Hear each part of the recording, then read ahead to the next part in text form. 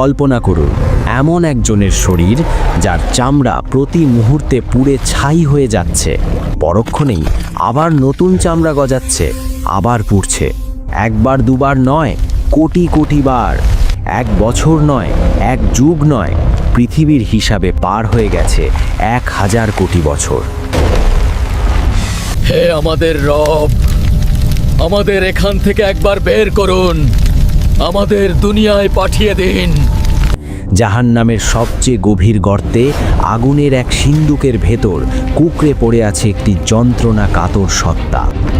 তার চেহারা বিকৃত, চোখগুলো গলে বেরিয়ে আসছে, সারা শরীরে আগুনের পোকাগুলো কিলবিল করছে। সে চিৎকার করতে চাইছে, কিন্তু তার গলা দিয়ে কোনো আওয়াজ বের হচ্ছে না, বের হচ্ছে শুধু ফুটন্ত ধোঁয়া। কে এই সত্তা? এ আর কেউ নয়, এ হলো সেই অভিশপ্ত ইবলিস যে বলেছিল, আমি আদমের চেয়ে শ্রেষ্ঠ। কেন আমি নত হব হই নগণ্য মাটির পুতুলের সামনে? আজ 1000 কোটি বছর পর তার সেই অহংকারের পরিণতি কি? আজ সে জাহান্নামের গভীরে কি করছে? সময় বা কাল দুনিয়াতে আমাদের কাছে খুব দামি, কিন্তু আখেরাতে, বিশেষ করে জাহান্নামে, সময় বা টাইম এক অভিশাপ। আল্লাহ তাআলা ইবলিসকে কেয়ামত পর্যন্ত হায়াত দিয়েছিলেন। সে তার হায়াত শেষ করেছে পাপ আর ধোঁকা দিয়ে, কিন্তু বিচারের দিন শেষ হওয়ার পর যখন অনন্তকাল শুরু হলো, তখন থেকে শুরু হলো তার আসল লাঞ্ছনা। আজ আমরা ইতিহাসের পাতা আর হাদিসের ইঙ্গিত থেকে এমন এক দৃশ্য আঁকব যা দেখলে আপনার রক্ত হিম হয়ে যাবে। আজকের ভিডিওতে আমরা দেখব 1000 কোটি বছর আগুনে জ্বলার পর শয়তানের শারীরিক গঠন কেমন হয়েছে, তাকে কি খেতে দেওয়া হচ্ছে, এবং এত বছর পর সে তার সঙ্গীদের সাথে কি আচরণ করছে। দূরে সরে যাও। আল্লাহ তাআলা কেন তাকে কুকুরের সাথে তুলনা করবে? আর কি বা হবে তার শেষ ভাষণ? জাহান্নামের স্তরগুলোর মধ্যে সবচেয়ে ভয়াবহ স্তর হলো হাবিয়া বা অতল গহ্বর। দুনিয়ার আগুন যার কাছে বরফের মতো মনে হবে, এতটাই উত্তপ্ত সেই স্থান। মুফাসসিরগণ বলেন, ইবলিসের শাস্তি হবে সবচেয়ে কঠিন, কারণ সেই সব পাপের মূল। 1000 কোটি বছর ধরে সে একটি বিশেষ শাস্তির মধ্যে আছে। কিছু বর্ণনায় পাওয়া যায় জাহান্নামের তলদেশে আগুনের তৈরি একটি বিশাল সিন্দুক বা কফিন আছে। ইবলিসকে সেই সিন্দুকের ভেতর ঢুকিয়ে তালাবদ্ধ করে দেওয়া হয়েছে। কেন জানেন? কারণ দুনিয়াতে সে তার চেলারা বা শয়তান বাহিনী নিয়ে অহংকার করত। আজ সে একা। হাজার হাজার বছর ধরে সে শুধুই অন্ধকার দেখছে। তার নিঃশ্বাস ফেলার শব্দ সেখানে প্রতিধ্বনিত হয়ে ফিরে আসে, যা তাকে আরও উন্মাদ করে তোলে। তার এই সিন্দুকটি মহাবিশ্বের যে কোনো ব্ল্যাক হোল বা কৃষ্ণ গহ্বরের চেয়েও ভারী। মনে হয় যেন কোটি কোটি পাহাড় তার বুকের উপর চাপিয়ে দেওয়া হয়েছে। সে শ্বাস নিতে চায়, কিন্তু বাতাস নেই, আছে শুধু বিষাক্ত আগুনের ধোঁয়া। সেই সিন্দুকের ভেতর তাকে নড়াচড়া করার মতো জায়গা দেওয়া হয়নি। সে একবার ডানে ফিরতে চায়, কিন্তু ডানের দেওয়াল আগুনের। সে বামে ফিরতে চায়, বামের দেওয়াল কাঁটাযুক্ত। মাঝে মধ্যে সে বিড়বিড় করে বলে, একটু পানি, এক ফোঁটা পানি। কিন্তু পানির বদলে সিন্দুকের ছাদ থেকে ফোঁটায় ফোঁটায় পড়ছে গলিত তামা, যা তার মাথার তালু দিয়ে ঢুকে পায়ের নিচ দিয়ে বের হয়ে যাচ্ছে। সেই গলিত তামার তাপে তার মগজ টগবগ করে ফুটতে থাকে, যেমন চুলার ওপর পাতিলের পানি ফোটে। যন্ত্রণার তীব্রতায় সে জ্ঞান হারাতে চায়, কিন্তু জ্ঞান হারানোর কোনো সুযোগ নেই। 1000 কোটি বছর ধরে এই একই শাস্তি, কোনো বিরতি নেই, কোনো ঘুম নেই। জাহান্নামীরাও অন্তত একে অপরকে দেখতে পায়, কিন্তু ইবলিসকে রাখা হয়েছে চরম একাকিত্বে। তার অহংকার চূর্ণ করার জন্য এই নিঃসঙ্গতাই যথেষ্ট। ইবলিসের এই যন্ত্রণার গভীরতা মাপার কোনো স্কেল বা থার্মোমিটার মহাবিশ্বে নেই। তবে এর ভয়াবহতা কিছুটা আঁচ করতে হলে আমাদের তাকাতে হবে জাহান্নামের সবচেয়ে সর্বনিম্ন বা তথাকথিত হালকা শাস্তির দিকে। সহিহ হাদিসে এসেছে, জাহান্নামের যার শাস্তি হবে সবচাইতে কম, তাকে আগুনের তৈরি মাত্র 2টি জুতো করিয়ে দেওয়া হবে। মাত্র 2টি জুতো। কিন্তু সেই জুতোর তাপ কোনো সাধারণ আগুনের তাপ নয়। জুতো পায়ে দেওয়ার সাথে সাথে তার পায়ের তলা থেকে এক অকল্পনীয় বৈদ্যুতিক শকের মতো তাপ সোজা তার মস্তিষ্কে আঘাত করবে। চুলার ওপর টকবক করে ফোটা পানির মতো, কিংবা ভাতের মার যেভাবে টকবক করে ফুটে উপচে পড়ে, ঠিক সেভাবেই তার মগজ মাথার খুলির ভেতর ফুটতে থাকবে। তীব্র যন্ত্রণায় তার মগজ গলে তরল হয়ে নাক ও কান দিয়ে লাভা স্রোতের মতো বেরিয়ে আসবে। সেই ব্যক্তি চিৎকার করে বলবে, আল্লাহর কসম, এর চেয়ে কঠিন শাস্তি আর কাউকে দেওয়া হচ্ছে না। অথচ সে জানে না সেটাই হলো জাহান্নামের লেভেল 1 বা সর্বনিম্ন স্তর। এবার কলিজা শক্ত করে ভাবুন ইবলিসের কথা। যে ব্যক্তি আগুনের জুতো পরে আছে সে জাহান্নামের আগুনের উৎস থেকে বহু দূরে, কিন্তু ইবলিস আছে সেই আগুনের হৃৎপিণ্ডে, একেবারে কোরের ভেতর। বিজ্ঞান বলে সূর্যের ওপরের তাপমাত্রার চেয়ে কেন্দ্রের তাপমাত্রা কোটি গুণ বেশি। ঠিক তেমনি সাধারণ জাহান্নামীদের শাস্তি যদি হয় জ্বলন্ত মোমবাতির ছ্যাঁকা, তবে ইবলিসের শাস্তি হলো জীবন্ত আগ্নেয়গিরির গলিত লাভায় ডুবে থাকা। পৃথিবীর শুরু থেকে শেষ পর্যন্ত যত পাপ হয়েছে, যত খুন, যত ধর্ষণ, যত শিরক, তার সবগুলোর কমিশন বা ভাগ ইবলিসের কাঁধে জমা হয়েছে। তাই তার আগুনের রং লাল নয়, তার আগুন কুচকুচে কালো। সর্বনিম্ন শাস্তির ওই ব্যক্তি যদি ইবলিসের শাস্তির এক ফোঁটাও অনুভব করত, তবে সে মুহূর্তেই ভস্ম হয়ে যেত। ইবলিস প্রতি ন্যানোসেকেন্ডে এমন দাহন সহ্য করছে যা পৃথিবীর সমস্ত পারমাণবিক বোমা একসাথে বিস্ফোরিত হলেও তৈরি করা সম্ভব নয়।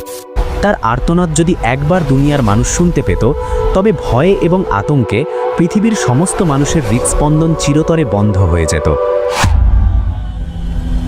হাদিসে এসেছে, জাহান্নামে কাফেরদের শরীর বিশাল বড় করে দেওয়া হবে, যাতে তারা আগুনের স্বাদ বেশি করে নিতে পারে। ইবলিসের শরীর পাহাড়ের মতো বিশাল। 1000 কোটি বছর ধরে পুড়তে পুড়তে তার চেহারা এখন চেনার উপায় নেই। একসময় সে ছিল ফেরেশতাদের শিক্ষক, দেখতে ছিল উজ্জ্বল। আজ সে কুৎসিত, কালো কয়লার মতো। তার শরীর থেকে এমন দুর্গন্ধ বের হচ্ছে যে যদি তা দুনিয়াতে আসতো, তবে পৃথিবীর সব প্রাণী সেই গন্ধে মারা যেত। তার চোখের পাপড়িগুলো পুড়ে গেছে বহু আগেই। এখন চোখের কোটর থেকে আগুনের লাভা গড়িয়ে পড়ছে, যা তার গালের মাংস গলিয়ে দিচ্ছে। সে হাত দিয়ে মুখ ঢাকতে চায়, কিন্তু তার হাতগুলো কয়লার মতো শক্ত হয়ে অবশ হয়ে আছে। তার ক্ষুধা, কোটি বছর না খেয়ে থাকার পর তার পেটের ভেতরটা জ্বলছে। সে ক্ষুধার জ্বালায় চিৎকার করছে। তখন ফেরেশতারা তাকে টেনে নিয়ে যায় জাক্কুম গাছের নিচে। ইবলিস সেই কাঁটাযুক্ত ফল চিবিয়ে খেতে বাধ্য হয়।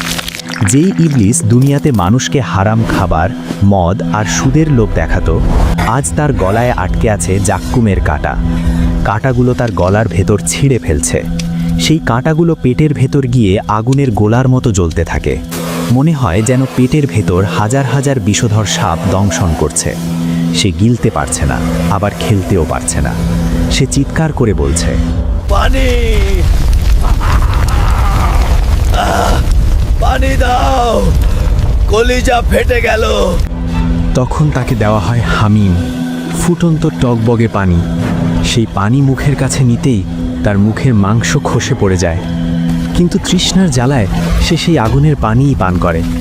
আর পান করার সাথে সাথে তার নাড়িভুঁড়ি গলে পায়খানার রাস্তা দিয়ে বের হয়ে যায়। সে নিজের গলে যাওয়া নাড়িভুঁড়ির দিকে তাকিয়ে থাকে। সেগুলোকে আবার পেটের ভেতর ঢোকাতে চায়, কিন্তু পারে না। এক অসহ্য দৃশ্য। ভাবুন তো, একবার পেট গলে বের হয়ে যাওয়ার পর আল্লাহ আবার তাকে আগের মতো সুস্থ করে দেন। কেন? যাতে আবার নতুন করে শাস্তি শুরু করা যায়। চামড়া জোড়া লাগার সেই দৃশ্য আরও বেশি ভয়ানক। সুস্থ হওয়ার পর সে এক মুহূর্তের জন্য স্বস্তি পায় না, বরং দ্বিগুণ ভয়ে কুঁকড়ে যায়। কারণ সে জানে এখনই আবার আযাব শুরু হবে। এভাবেই কেটে গেছে 1000 কোটি বছর। তবে সবচেয়ে মর্মান্তিক দৃশ্যটি ঘটে তখন, যখন যন্ত্রণার চরম সীমায় পৌঁছে ইবলিস সরাসরি তার রবের সাথে কথা বলার চেষ্টা করে। পবিত্র কুরআনের সূরা আল মুমিনুনে আল্লাহ জাহান্নামীদের এই শেষ ফরিয়াদের কথা উল্লেখ করেছেন। 1000 কোটি বছর পর, সব অহংকার ধুলোয় মিশে যাওয়ার পর, ইবলিস এবং তার অনুসারীরা শেষবারের মতো আকাশের দিকে তাকায়। ইবলিস মনে করতে পারে বহু কোটি বছর আগে সে এই আল্লাহর ইবাদত করত। সে ভাবে হয়তো দয়াময় আল্লাহ একবারের জন্য তার দিকে তাকাবেন। সে তার বিকৃত গলায় বুক ভাঙা আর্তনাদ নিয়ে চিৎকার করে ওঠে, রব্বানা আখরিজনা মিনহা। আল্লাহ, আমার কথা শুনুন, আমি জানি আমি পাপ করেছি, কিন্তু আপনার রহমত কোথায়? আমাকে মুক্তি দিন।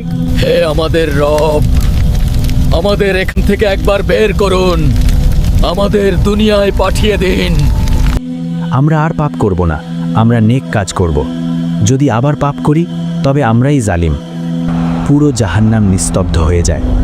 সবাই অপেক্ষা করে উত্তরের জন্য। ইবলিস ভাবে তার পুরনো ইবাদত হয়তো আজ কাজে আসবে, কিন্তু না। মহাবিশ্বের মালিক মহান আল্লাহ তখন এমন এক ধমক দেন যা জাহান্নামের আগুনের চেয়েও বেশি যন্ত্রণাদায়ক।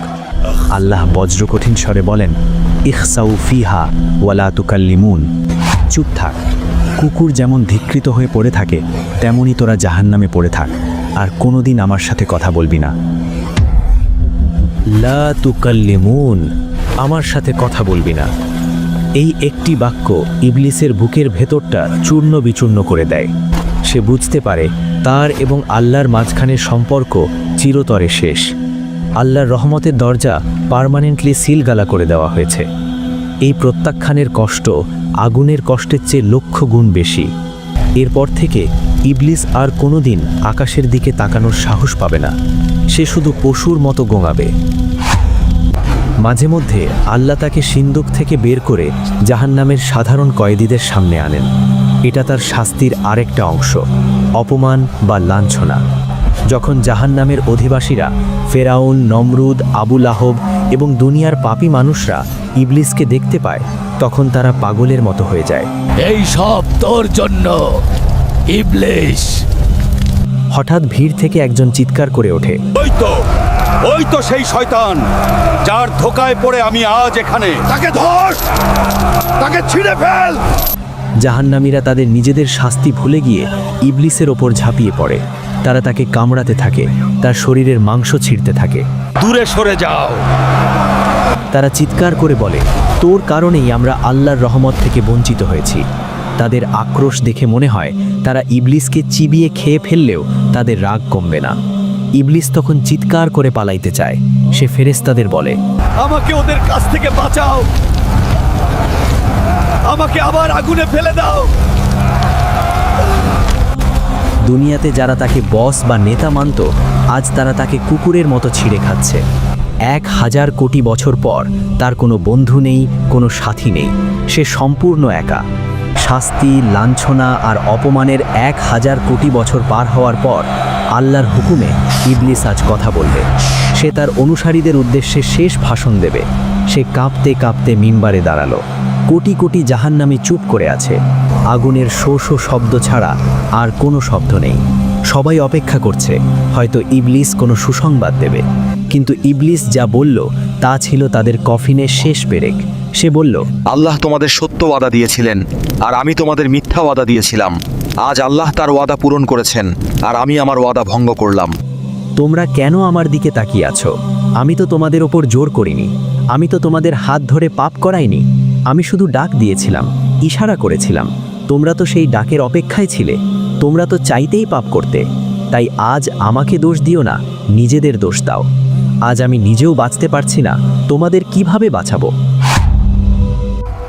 কি নিষ্ঠুর বাস্তবতা! এই কথা শোনার পর জাহান্নামীদের আশা চিরতরে নিভে গেল। তারা বুঝতে পারল এই 1000 কোটি বছর ছিল মাত্র শুরু। অনন্তকাল এভাবেই চলতে থাকবে। ভাষণ শেষ। ফেরেশতারা আবার ইবলিসের গলায় আগুনের বেড়ি পরিয়ে দিল। তাকে আবার সেই লোহার সিন্দুকের দিকে টেনে নিয়ে যাওয়া হচ্ছে। সে জানে আগামী 1000 কোটি বছর তাকে আবার সেই সিন্দুকে একা থাকতে হবে। সে জানে আল্লাহ আর কোনোদিন তার দিকে দয়ার নজরে তাকাবেন না। তার শাস্তি চলতেই থাকবে। চামড়া পুড়বে, আবার গজাবে, জাক্কুম খাবে, হামিম পান করবে। পবিত্র কুরআনে আল্লাহ বলেছেন, খালিদিনা ফিহা আবাদা। তারা সেখানে চিরকাল থাকবে। কোনোদিন যদি এমন ঘোষণা আসতো যে 1 কোটি কোটি বছর পর জাহান্নাম থেকে মুক্তি দেওয়া হবে, তবুও ইবলিস এবং জাহান্নামীরা আশায় বুক বাঁধত। কিন্তু না, সেই দিন কোনোদিন আসবে না। 1 কোটি বছর নয়, 100 কোটি বছর নয়। গণিতের সব সংখ্যা যেখানে শেষ, সেখান থেকে তাদের অনন্তকালের কান্না শুরু। শারীরিক যন্ত্রণার চেয়েও কোটি গুণ বড় এক মনস্তাত্ত্বিক ঝড় তখনও বাকি। ইবলিসের মনে হাজার কোটি বছর ধরে একটা চোর পুলিশ খেলার মতো ক্ষীণ আশা লুকিয়েছিল। সে ভাবত হয়তো 1 কোটি বছর কিংবা 100 কোটি বছর অথবা 1000 কোটি বছর পর হলেও আমার মৃত্যু হবে। মৃত্যু হলেই তো সব শেষ, আর কোনো ব্যথা নেই, আর কোনো আগুন নেই। এই মৃত্যু নামের মিথ্যা আশাটাকে বুকের ভেতর লালন করেই সে এতকাল বেঁচেছিল। কিন্তু সেই শেষ আশার প্রদীপটি নিভে যাওয়ার দিনটি হবে তার অস্তিত্বের সবচেয়ে ভয়ঙ্কর দিন। বিচার দিবসের শেষে জান্নাতি এবং জাহান্নামীদের মাঝখানের প্রাচীরে ফেরেশতারা একটি ধূসর রঙের দুম্বাকে উপস্থিত করবেন। হঠাৎ পুরো জাহান্নাম নিস্তব্ধ হয়ে যাবে। জান্নাতি এবং জাহান্নামী উভয় দলই শ্বাস বন্ধ করে তাকিয়ে থাকবে। ফেরেশতারা বজ্র কণ্ঠে প্রশ্ন করবেন, তোমরা কি একে চেনো?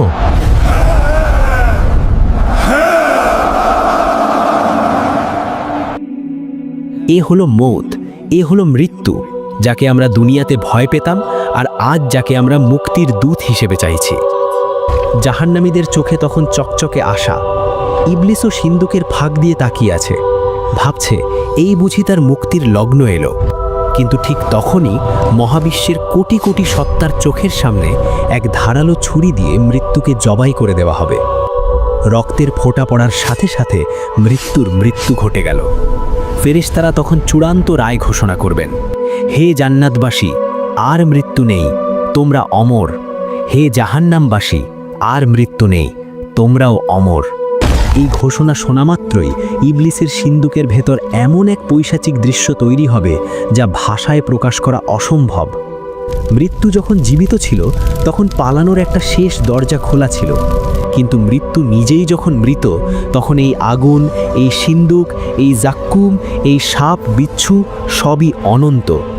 সমাপ্তি, শেষ বা দি এন্ড শব্দগুলো ইবলিসের ভাগ্যলিপি থেকে চিরতরে ইরেজ বা মুছে ফেলা হলো। হতাশার চরম পর্যায়ে পৌঁছে ইবলিস পাগলের মতো নিজের শরীরে আঘাত করতে শুরু করবে। সে তার নখ দিয়ে নিজের মুখের চামড়া ছিঁড়ে ফেলবে, আগুনের দেওয়ালে নিজের মাথা ঠুকতে থাকবে। সে তার বিকৃত গলায় চিৎকার করে বলবে, হে আল্লাহ, আমাকে মাটি বানিয়ে দাও, আমাকে অস্তিত্বহীন করে দাও, আমি আর বাঁচতে চাই না। কিন্তু তার সেই চিৎকার অনন্তকালের দেওয়ালে ধাক্কা খেয়ে আবার তার কাছেই ফিরে আসবে।